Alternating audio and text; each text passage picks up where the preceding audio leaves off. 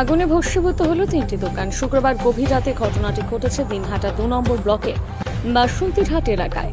আগুনে একটি সারের দোকান, একটি ফার্নিচারের দোকান এবং একটি বাইকের গ্যারেজ সম্পূর্ণ পুড়ে ছাই হয়ে যায়।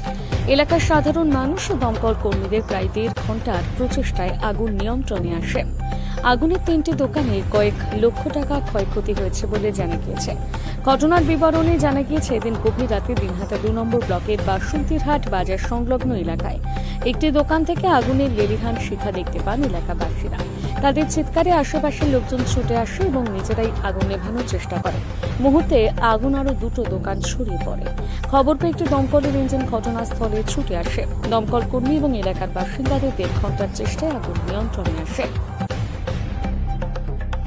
প্রথম যখন একটা শব্দ শোনা যাইতেছিল, শব্দ শোনার পরে আমার বউ প্রথম বের হয়ে দেখে আগুন এই ঘরে, এই কাঠের দোকানে।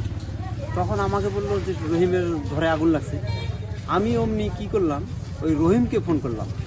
রহিমের ফোন তখন সুইচ অফ থাকাতে আমি কি করলাম, দরজা খুলে বাটাম নিয়ে গিয়ে যে পাশে গাড়িটা খবরে গৌতম বসাক, ওর জানলার মধ্যে আমি ওই বাটাম দিয়ে মারতেছি, এই গৌতম তাড়াতাড়ি ওঠ, আগুন লেগে গেছে। এই কথা বললে পরে গৌতম ভয় করতেছে, কি জানি কি ঘটনা। তখন রাত্রি যখন না, খালি কেবল ঘুম ধরছে। পরে গৌতম উঠলো, ওর বড় বৌদি আসলো। পরে সবাই মিলে একবারে বেড়ে এখানে চিল্লানো শুরু করলো, আগুন লাগছে। তখন সবাই চারিপাশ থেকে আসলো। আসার পরে আবার ফায়ার সার্ভিসকে ফোন করা হলো। হওয়ার পরে এই বালতি দিয়ে আর সব ছেলেবেলে আগুনটাকে জল দিয়ে আয়ত্তে আনা হয়ে গেল। সবাই চেষ্টা চালিয়ে, তখন লোক হয়ে গেল।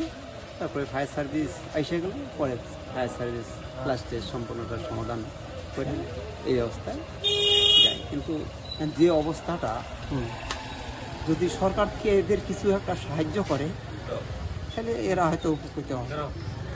খুবই ক্ষতি হয়েছে, খুব একদম ভস্ম হয়ে গেছে। এই যে ছেলেটা এই কাজের উপরেই চলে, খুব কষ্ট লাগছে যে এই ছেলেটা কি করে চলবে। দেখেন, যদি সংবাদ মাধ্যমে যদি কিছু একটা করা যায়, সেটা আপনারা করবেন। কি নাম আপনার? রাখাল বিশ্বাস। আপনিও ব্যবসায়ী নাকি? আমার বইয়ের দোকান, স্টেশনারি দোকান।